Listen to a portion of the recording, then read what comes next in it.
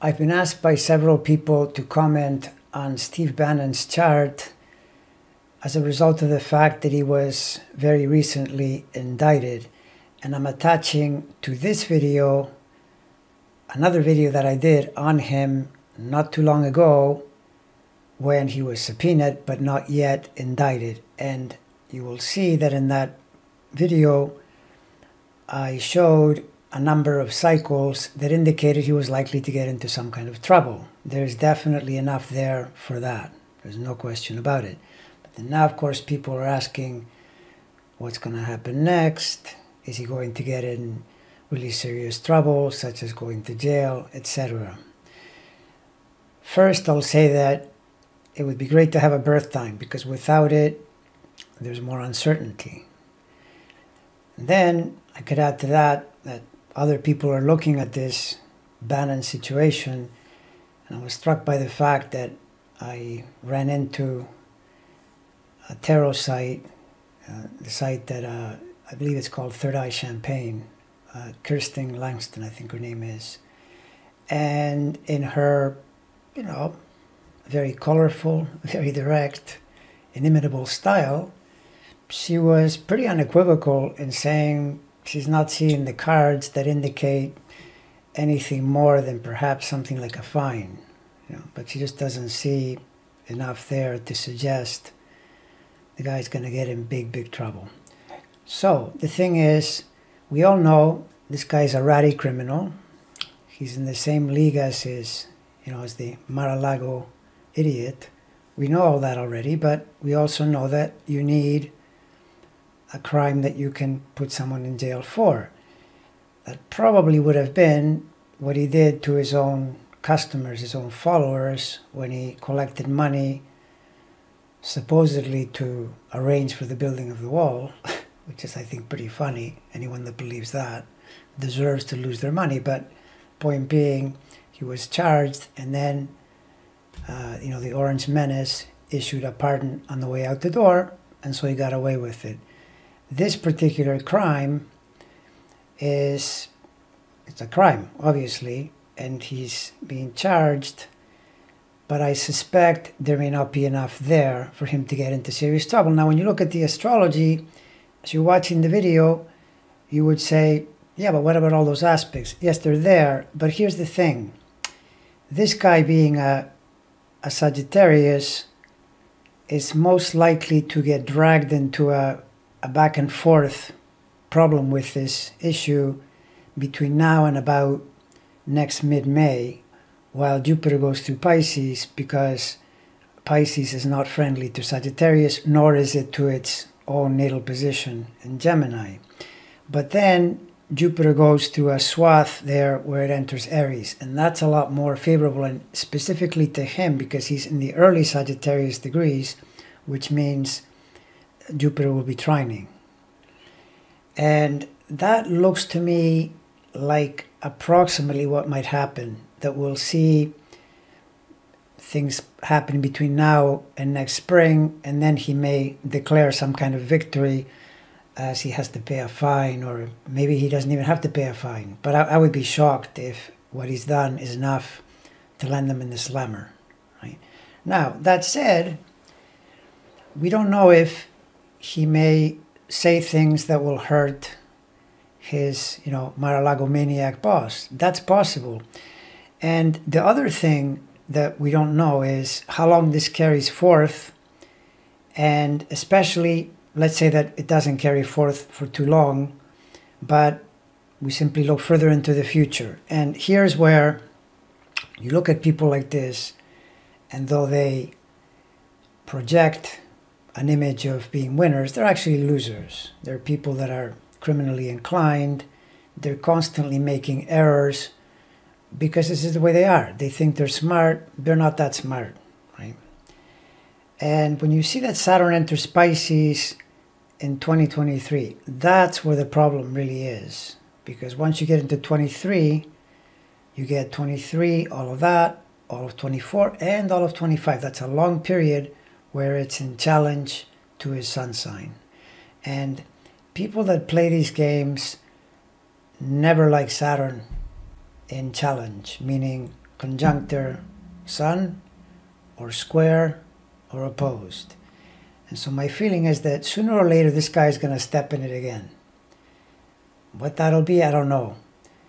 To expect it in the near term, meaning something really, really harsh, is probably unlikely. Right? So I'm tempted to agree with Kirsten that that feels about right to me. Right? Yet at the same time, it doesn't mean it won't be useful, because the committee is setting a standard, and these people don't do astrology. The people that are charging are the ones being charged. So it's important that they set a standard, and even if I say Bannon in the sense of getting retribution for all this may not be the biggest fish, I think he's important, and I think that good things will come out of that committee investigation, which is really perhaps the most important point. All right, so now what follows is the video that I had already posted a few days ago. Here we have Steve Bannon, the great pretender populist, who is really out to fill his own pockets as quickly as he can. Remember that he was caught in a scheme to defraud all those rabid Trump supporters who thought they were giving him money for a future wall. Of course, when you read about this bleep, you begin to wonder who's worse: vagabond look-alike crooked as a $3 bill Steve, or the now millions of saps who give money for this kind of thing. And then, to top off the fraudulent criminality, in steps the nation's first gangster, the Mar-a-Lago degenerate, and he goes and pardons Bannon on the way out the door. Honestly, I've never in my life seen lawlessness in plain sight at the level these deplorable racketeers engage in. Outright theft with the then presidential seal of approval. Now, disheveled Steve finds himself confronted with subpoenas for documents and Congress appearances in an attempt to figure out what exactly happened during the January 6th insurrection. As if we didn't know, since it's pretty clear Trump and all his minions were up to no good at all, and in my honest opinion what saved the country is that so many of them, and most especially Trump himself, are dumber than a bag of rocks, so that the idea they could ever execute a coherent plan to completion seems highly improbable. However, at the same time, we do have to realize these people are all practiced criminals, and so they know how to avail themselves of every possible legal, semi-legal, and even illegal obstructions of justice in order to get away with it. And if that doesn't work, at least pay lawyers to delay, and hope that somehow the clock will run out. I wish I had Bannon's birth time, because it would help me to fill in some gaps in my understanding of this guy's cycles, but I do suspect a time in the mid-morning to mid-afternoon, because a lot of these Orange Menace acolytes have that late Leo moon, degrees that are in concert with the fixed star Regulus, which on the one hand helps propel them into public view, and on the other inclines them to reflect Trump's Mars and late Leo ascendant. And something that jumps out at you in regard to this oversized rodent is that he was born with an almost exactly stationary Pluto, revealing his obsession with destroying everything and building it anew, only it's also pretty obvious that his real motive is to turn it into an authoritarian top-down plutocracy, which is basically what a deranged Hitlerian Pluto tries to do, and explains why this un-American traitor is always working to promote every dictator wannabe he can find. Still, the question is, can this self-interested charlatan get away with the ever-so-nimble defense he has chosen, namely that he will not cooperate because he has executive privilege, which of course he does not, and neither does his idiot orange boss. In his chart, he is grappling with transiting Neptune squaring his Jupiter, which is liable to be important since his Jupiter is lord of his sun sign, and transiting Pluto, which I will add at the moment is stationary and therefore way more demanding, is squaring that Neptune even while Eris opposes it for pretty much the rest of his life from the other end. Meanwhile, Saturn this month is stationary square itself, and Jupiter is stationed square Venus, and transiting Uranus is opposing his Mercury. On the strength of all that, the rest of 2021 is looking pretty grim. And in light of being accosted by federal investigations that could easily carry on into next year, I would be worried about Saturn and Uranus pressure on all those fixed planets in Leo and Scorpio.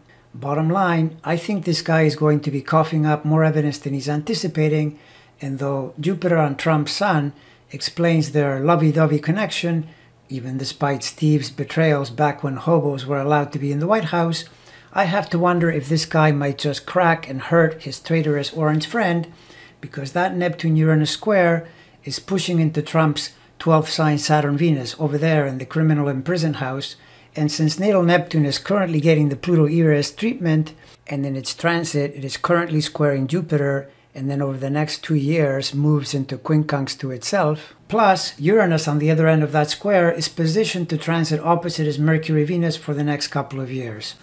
I will just say this is simply not the astrology you want if you're under the microscope on suspicion of a crime, any crime. So, this pathetic and very ratty character may decide by force or by choice that the well-being of the most disgraceful president in history, by a country mile, is less important than saving his own skin. That is, unless he himself is seriously implicated in the January 6th conspiracy to append the legal election, in which case he's likely going to be in a lot of trouble, and this time there will be no criminal president to pardon him.